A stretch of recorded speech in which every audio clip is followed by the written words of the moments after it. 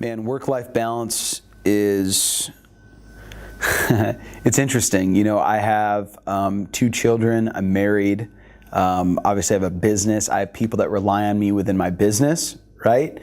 And, you know, I have not found this perfect work-life balance. I don't think that that actually exists. For an entrepreneur and someone who's trying to start their own thing, create this lifestyle that they want, you are going to have to sacrifice time away from your family. You are going to have to sacrifice, you know, hours away from the television, or, you know, like there's a lot of sacrifice initially that's up front, and it's very front-loaded, and most people can't truly commit. And what happens is, and not to divert, but what happens when they can't truly commit is it becomes a side hustle, and then it never actually gets even close to achieving their goal, so they end up just kind of quitting or going back to their day job or whatever, you know, primarily sources their income.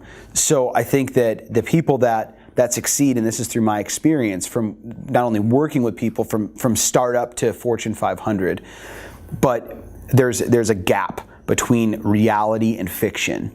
And the reality is that you have to be committed no matter what to reaching whatever goal that is. And if that means that you have to spend time away from your family, that means that you can't enjoy some of the luxuries or take an extra vacation, or you need to put money aside for growing this thing, or you need to take money out of savings for growing this thing, then it's a necessary risk. It's something that, you know, you can't, it's the ante for being an entrepreneur. You can't play the game unless you're willing to forfeit some of those things in your life. If you sacrifice and if you stay committed to the results, it feels amazing. I mean, now at this point in my career,